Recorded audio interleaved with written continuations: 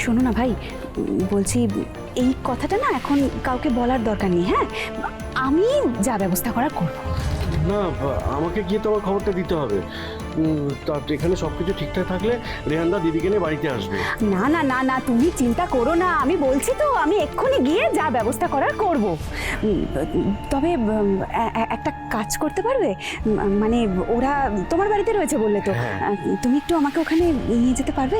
আমার বাড়িতে? ঠিক আছে, চলুন আসুন।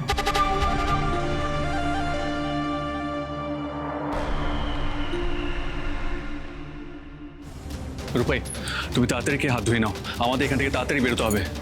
না থাক, আমি আর খাবো না, আমার ইচ্ছা নেই। আমি বরং হাতটা ধুয়ে নিই। দাঁড়ান। রূপাই, আমরা এখান থেকে প্রথমে থানায় যাব, ওখান থেকে পুলিশ প্রোটেকশন নিয়ে আমি তোমাকে তোমার বাড়িতে পৌঁছে দেবো।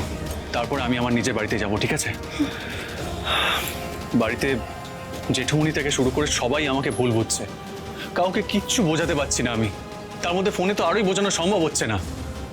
বাড়িতে গিয়ে সামনাসামনি কথা বলতে হবে, ওদেরকে বোঝাতে হবে যে আমি কি পরিস্থিতিতে তোমাকে ওখান থেকে নিয়ে পালিয়েছি। হ্যাঁ, তাই চলুন চলুন।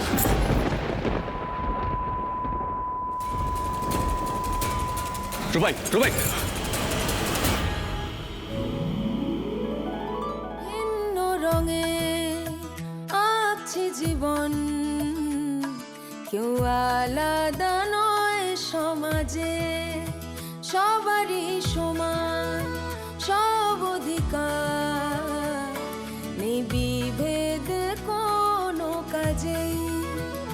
জীবন পথে তাকিনি থেমে, চলেছি চার চাকাতে, ভাঙছি নিয়ম ডানা মেলে, যায় আসে না কে কি বলে। ভাঙছি নিয়ম ডানা মেলে, যায় আসে না কে কি বলে। তবু পারবে কি তুই মন জুড়ে ঠিক ঠিকানায় পৌঁছতে? ভালোবাসার রং রুটে, ভালোবাসার রং রুটে, ভালোবাসার রং রুটে। তুমি ঠিক আছো তো রূপাই? হ্যাঁ ঠিক আছে, আসলে সকালবেলা খালি পেটে অনেক দৌড়ঝাঁপ গেছে তো, এখন হঠাৎ করে খেয়ে মাথাটা ঘুরে গেছে। তুমি এখন থানা পুলিশ করবে নাকি আজকে রাতটা এখানে রেস্ট নিয়ে কালকে সকালে বেরোবে? না, আমি বলছিলাম যে এখন রাতটা এখানে না থাকলে যে বিপদ বাড়বে বাবা।